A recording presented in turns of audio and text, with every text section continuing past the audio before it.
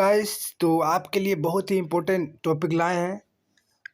कई स्टूडेंट ने कमेंट किए थे सर कि 1858 के अधिनियम की विशेषता बताएं, तो हम उसी के लिए बहुत ही इम्पोर्टेंट वीडियो है ये वीडियो। हिस्ट्री ऑनर्स कोर 9 के लिए जिसका भी एग्ज़ाम में बैठ रहे हैं आपके लिए ये वीडियो है। बहुत ही इम्पोर्टेंट है, आने की अधिक संभावना है, तो इसका हम विशेषता बताने वाले हैं आज। तो वीडियो को अंत तक देखना, ठीक है। हमारा आज का वीडियो क्या है, 1858 का अधिनियम का विशेषता को हम जान लेते हैं क्या क्या है। तो वीडियो को कहीं स्किप नहीं कीजिएगा, पूरा अंत तक देखना, ठीक है। समझने की कोशिश करना मेरी बातों को, सिर्फ मेरी बातों को ध्यान से देखना। देखिए, पहला क्या है कि कानून का निर्माण, ठीक है। इस कानून का निर्माण 1858 का 1857 का विद्रोह के बाद किया गया था। जो 1857 का जो विद्रोह हुआ था पूरा भारत में, ठीक है, जिसके परिणाम स्वरूप ही ये अधिनियम को पारित करना पड़ा, मजबूरी था, ठीक है। ब्रिटिश संसद में मजबूरी था इस कानून को लाने के पीछे क्या कारण था, तो 1857 के विद्रोह के बाद, ठीक है। तो अब क्वेश्चन पूछ सकता है कि 1858 के बाद कौन सा अधिनियम आया था, तो 1858 का अधिनियम आया था, ठीक है। हम और हाँ, एक बात बता देते हैं आपको, ऑब्जेक्टिव को भी ध्यान में देखते हुए चलना है आपको, क्योंकि ऑब्जेक्टिव भी आएगा, ठीक है। 10 ऑब्जेक्टिव आएगा, 20 मार्क्स का रहेगा या फिर 10 मार्क्स का रहेगा।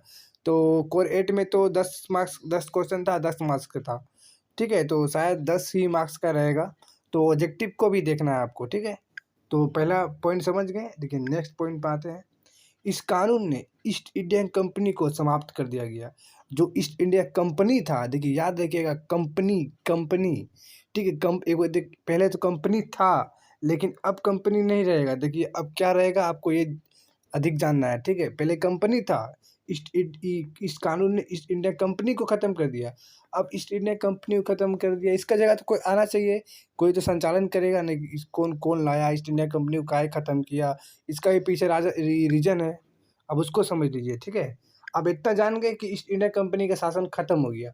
अब क्वेश्चन पूछ सकता है कि किस अधिनियम के द्वारा ईस्ट इंडिया कंपनी का शासन खत्म हुआ, तो 1858 अधिनियम के तहत। देखिए अब क्या हुआ, देखिए अब क्या हुआ कि जो ब्रिटिश राजशाही होता है, यानी कि गवर्नर हुआ, क्षेत्र हुआ, राजस्व संबंधी हुआ, जितने भी शक्ति हुआ, ये शक्ति हुआ, क्षेत्र शक्ति हुआ, राजस्व संबंधी, ठीक है। तो इन तीनों का शक्ति ब्रिटिश राजशाही के हस्तांतरित कर दिया गया। अब कंपनी के हाथों नहीं रहा गवर्नर, क्षेत्र, राजस्व, कंपनी के हाथों नहीं रहा, अब ब्रिटिश महारानी विक्टोरिया के हाथों में चला गया, ठीक है। अब कंपनी समाप्त, हम बार बार बोल रहे हैं, कंपनी खेल खत्म, ठीक है, हस्तांतरित कर दिया गया। देखिए जैसे कि हम बताएं, अभी भारत का शासन महारानी विक्टोरिया का अधीन चला गया। आप क्वेश्चन पूछ सकता है किस अधिनियम के द्वारा महारानी विक्टोरिया के अधीन चला गया, ईस्ट इंडिया कंपनी खत्म हुआ, तो 1858 अधिनियम के तहत, ठीक है। नेक्स्ट क्वेश्चन में आते हैं, मतलब नेक्स्ट पॉइंट में आते हैं। गवर्नर जनरल जो था, ठीक है, जो गवर्नर जनरल था, अब उसका नाम चेंज हो गया। अब उसका नाम था भारत का वायसराय। अब क्वेश्चन पूछ सकता है कि गवर्नर जनरल समाप्त हुआ और भारत का वायसराय एक नया पद दिया गया, किस अधिनियम के द्वारा, तो 1858 के अधिनियम के द्वारा, ठीक है। जैसा कि बताएं कि अब गवर्नर जनरल का नाम चेंज होकर भारत का वायसराय रखा गया। अब तो भारत का वायसराय तो कोई होगा, अब नया नया पद हुआ है, तो नया नया सुल्तान भी होगा, शासक भी होगा, ठीक है, राजा भी होगा। तो भारत का प्रथम वायसराय था कौन, तो लॉर्ड कैनिंग।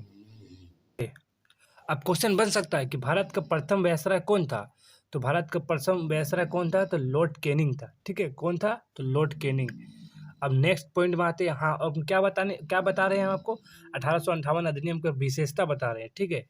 तो देखिए, भारत का राज्य सचिव का निर्माण किया गया। इस अधिनियम के द्वारा भारत का राज्य सचिव का निर्माण किया गया। क्वेश्चन पूछ सकता है कि भारत का राज्य सचिव का निर्माण किस अधिनियम के द्वारा किया गया, तो 1858 के अधिनियम के द्वारा। अब भारत के राज्य सचिव का विशेषता क्या था, इसका क्या धारणाएं थे, उठो जान लीजिए। देखिए पहला, देखिए भारत का राज्य सचिव की विशेषता, तो भारत का प्रशासन की शक्ति इसी को दिया गया। भारत के राज्य सचिव के हाथों में भारत का प्रशासन शक्ति चला गया। अब प्रशासन का संचालन शक्ति सब निहित किस में था, तो भारत के राज्य सचिव में था। नेक्स्ट, ब्रिटिश कैबिनेट का सदस्य था। ये जो भारत का राज्य सचिव जो भी होगा, ठीक है, जिसे भी बनाया जाएगा वो ब्रिटिश कैबिनेट का सदस्य होगा। भारत का राज्य सचिव जिसे भी बनाया जाएगा वो ब्रिटिश कैबिनेट का सदस्य होगा, ठीक है। नेक्स्ट पॉइंट में आते हैं। देखिए, अब नेक्स्ट क्या पॉइंट है देख लीजिए, 15 सदस्य परिषद का गठन किया गया। इस अधिनियम के द्वारा 15 सदस्य परिषद का गठन किया गया।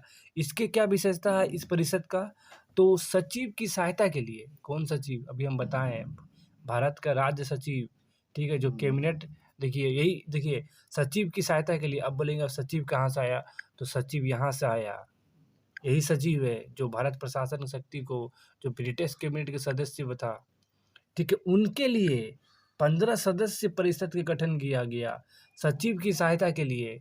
अरे उतना बड़ा चल प्रशासन का हाथों में दिया है, कहीं न कहीं उसको संचालन के लिए कोई तो अन्य प्रभावचारी चाहिए, तो वही एक वो सदस्य बनाया, एक परिषद बनाया गया, गठन किया गया, तो उस गठन का नाम परिषद का नाम रखा गया 15 संसदीय, क्योंकि उनमें 15 सदस्य था।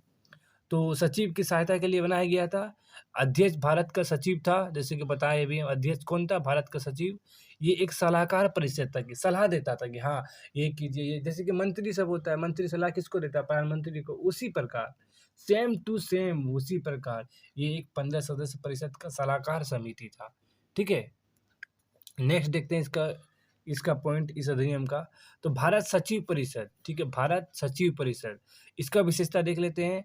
ये एक निगमित निकाय था, ठीक है, एक निकाय था, ठीक है। दूसरा नंबर कि भारत और इंग्लैंड में मुकदमा करने का अधिकार था। भारत रहे चाहे इंग्लैंड रहे, उसे मुकदमा करने का अधिकार था। किसे, इस परिषद को, भारत सचिव परिषद को, ठीक है। देखिए इस पर भी मुकदमा चलाया जा सकता है। अब ये कोई गैर कानूनी कोई चीज़ करेगा, ठीक है, कोई मुकदमा लड़ेगा, इसके खिलाफ भी आ सकते हैं आप। ऐसा नहीं है कि इसके खिलाफ नहीं आएगा, इसका पर भी मुकदमा चलाया जा सकता है, ठीक है। हाँ, इसके देखिए नेगेटिव थोड़ा देखिए, इसके क्या है, इसके दोष इस अधिनियम का, कई चीज़ समाप्त कर दिए गए हैं, ठीक है। एग्जाम्पल के लिए नियंत्रण बोर्ड जो था उसको ख़त्म कर दिया गया, जो निदेशक कोड था उसको भी ख़त्म कर दिया गया, जो द्वैत प्रणाली चलता आ रहा था उसको भी ख़त्म कर दिया गया। अब क्वेश्चन पूछ सकता है कि किस अधिनियम के द्वारा नियंत्रण बोर्ड को समाप्त किया गया 1858? किस अधिनियम के द्वारा द्वैत प्रणाली के खत्म किया गया 1858? किस अधिनियम के द्वारा निदेशक कोड खत्म किया गया 1858? ठीक है, तो वीडियो खत्म हो गया। नहीं समझ में आया होगा ना तो हमको बोलिएगा, लिख के दिए, आपको कहीं कन्फ्यूजन नहीं होगा, सब समझ में आया होगा। जहाँ नहीं समझ में आया वहाँ कमेंट कीजिए, ठीक है। कोशिश रहेगा कि हमारा आपको अच्छा से समझाएं, तो वीडियो को पूरा शेयर कर दीजिएगा।